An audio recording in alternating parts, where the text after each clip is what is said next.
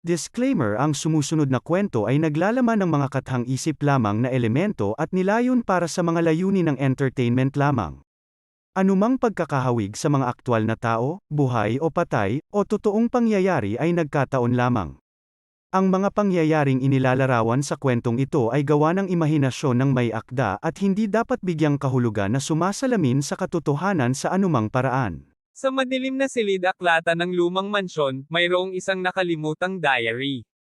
Marami ang sumubok ng kanilang swerte sa pamamagitan ng paghahanap sa leather-bound na pabalat at dilaw na mga pahina sa maliit na lugar na iyon, at ang mga nakahanap nito ay nakatuklas sa loob nito ng isang nakakatakot na kwento na hinabi ng misteryosong mga entry nito.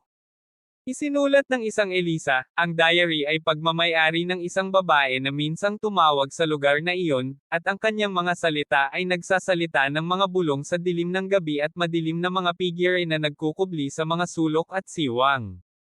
Nagsalita din sila, tungkol sa hindi masabi na pangamba na humahatak sa bawat silid na parang isang naninikip, mapang-iping hamog. Habang ang mga mambabasa ay nagsaliksik ng mas malalim sa tala-arawan, natuklasan nila ang nakakabagbag damdaming lamig ng malungkot na salaysay nito.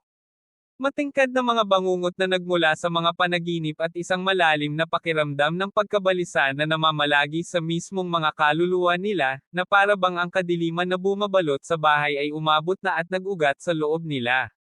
Ngunit, sa loob ng kakilakilabot at kawalan ng pag-asa, isang bagay na mas kumikinang ay matatagpuan na nakatago sa tapis area ng diary ni Elisa sa pagitan ng mga kwento ng takot. Mga sandali ng katapangan at pakikiramay na isinilang mula sa pinakamalalim na bukal ng espiritu ng tao, ay umabot sa kawalan, upang hipyuan ang mga puso at gisingin ang mga espiritu ng walang katiyakan pagkatapos ng paninirahan, na tunaw. Si Elisa ay hindi naging isang kaawa-awang biktima na nabitag ng madilim na puwersa ng mansyon, ngunit sa halip, isang spitfire na nagpumiglas ng husto upang alisan ng takip ng katotohanan at alisin sa tahanan ang kasamaan na nanirahan sa mga pader nito.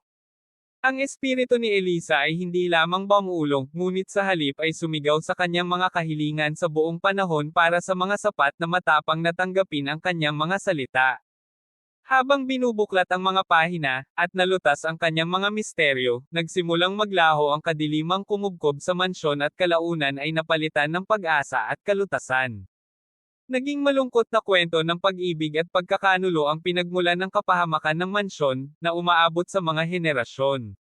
Si Elisa ay isang inosenteng naipit sa labanan ng isang sinaunang awayan, ngunit sa halip na malunod sa pait at kawalan ng pag-asa, pinili niyang magpatawad at umunawa. Habang binabasa ang mga huling sipi ng diary, bumaba ang kapayapaan sa pinagmumultuhan na mansyon, at ang mga bangungot na nagpahirap sa mga naninirahan sa loob ng mahabang panahon ay nagsimulang maglaho. Ang mga anino na nakatago sa bawat sulok ay dumulas pabalik sa kadiliman, ang kanilang mga kapangyarihan ay nasira ng liwanag ng katapangan at pakikiramay ni Elisa. Nakasulat sa kupas na tinta, ang huling salaysay ng kanyang maikling buhay ay nagsisimula pa lamang. Ang kanyang nakalimutang diary ay hindi lamang isang artifact mula sa nakalipas na mga edad, ito ay isang liwanag ng pag-asa, na nagpapahayag na ang pag-ibig at pagpapatawad ay kayang daigin kahit ang pinakamadilim na kasamaan. At nang isara ng huling mambabasa ang mga pahina nito, ang kwento ng katapangan ni Elisa ay hindi nakalimutan ng kasaysayan. Salamat sa pagpapahintulot sa amin na akitin ang iyong imahinasyon, pakiligin ang iyong mga pandama, at dalhin ka sa mga mundong parehong hindi ka panipaniwala at nakakatakot.